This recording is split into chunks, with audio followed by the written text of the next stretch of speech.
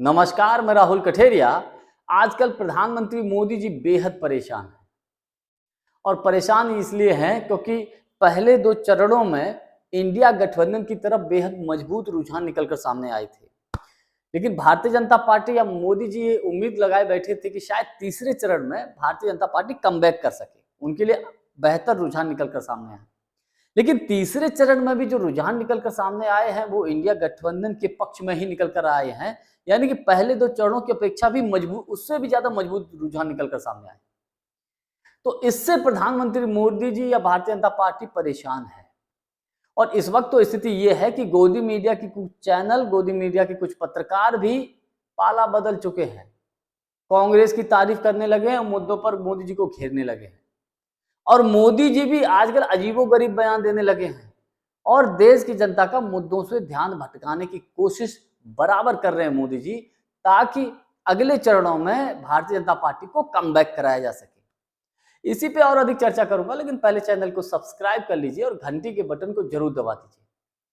देखिए, आपको याद होगा मोदी जी ने देश की जनता से इतने सारे ढेर सारे वादे कर रखे हैं और वो वादे अभी तक पूरे तो हुए नहीं है।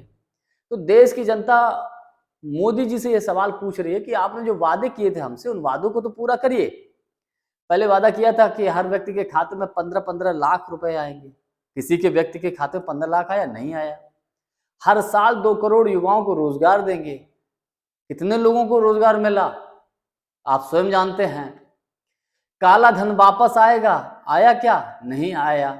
और मोदी जी के समय में महंगाई दिन दूनी रात चौगुनी बढ़ गई है। डीजल पेट्रोल के दाम जो है 100 के लपेटे में पहुंच गए हैं। गैस सिलेंडर का दाम 1000 के आसपास पहुंच गया। तो जो मोदी जी ने जो वादे किए थे, उन सारे वादों में मोदी जी फंस रहे हैं।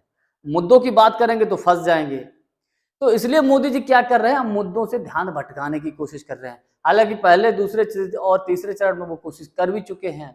मुसलमानों को जो घुसपैठिया घोषित कर दिया था, मंगलसूत्र तक की बात आ गई थी कि कांग्रेस आ जाएगी तो मंगलसूत्र बिचवा देगी महिलाओं का, सोना बिचवा देगी महिलाओं का, और जाने तमाम क्या बातें मोदी जी बोले थे। और आजकल तो मोदी जी ने अडानी और अंबानी को लेकर हमला बोला है कि ये लोग जो है कांग्रेस को टेम्पो भर भर कर जो है काला धन ले जाते हैं, इनको कांग्रेस को देते हैं। तो ये कैसे गजब हो गया भाई। जिस अडानी को दुनिया के सबसे रईसों में शामिल कराने में प्रधानमंत्री मोदी जी का हाथ है, और आज मोदी जी उसी अडानी के खिलाफ बयान दे रहे हैं, अंबानी के खिलाफ बयान दे रहे हैं। ये कैसे हो गया? मेरा व्यक्तिगत अनुमान यह है, हो सकता है कारपोरेट्स घरानों ने भी इस बात का अंदाजा लगा लिया हो कि हवा उल्टी बह रही भैया, मोदी जी की सरकार जा रही है। तो हो सकता है कि कारपोरेट्स के लोगों ने धीरे से हाथ बढ़ाने की कोशिश की हो कांग्रेस की तरफ। मोदी जी को इसका इनपुट मिल गया हो तो मोदी जी इस बात को लेकर खिसिया गए हों, नाराज हो गए इन लोगों से, इसलिए इनके ऊपर हमला बोल दिए हैं। जबकि राहुल गांधी जी ने अडानी को लेकर प्रधानमंत्री मोदी जी को जमकर घेरा था, सब जानते हैं, संसद में इस मुद्दे को उठाया था। और इस मुद्दे को लेकर तो राहुल गांधी जी की सदस्यता तक को निरस्त करवा दिया गया था, घर छिनवा लिया था मोदी जी ने।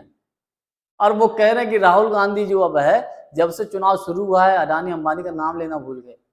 खैर, लेकिन एक बात तो है, कहीं ना कहीं कुछ ना कुछ मोदी जी या भारतीय जनता पार्टी को भी लग रहा है कि 24 के चुनाव में जो वो नारा दे ना कि अब की बार 400 पार, बड़ा मुश्किल होता हुआ दिखाई दे रहा है स्वयं मोदी जी को और स्वयं और खुद भारतीय जनता पार्टी को भी।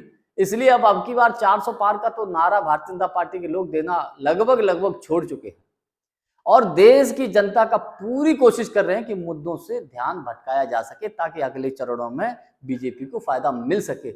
लेकिन राहुल गांधी ने एक अपील कर दी आज कि भैया मोदी जी ध्यान भटकाने की पूरी कोशिश करेंगे, लेकिन आपको ध्यान नहीं भटकाना है। देश का सबसे बड़ा मुद्दा बेरोजगारी है, महंगाई है, रोजगार है, ये मुद्दे हैं, इन मुद्दों पर टिके रहना है।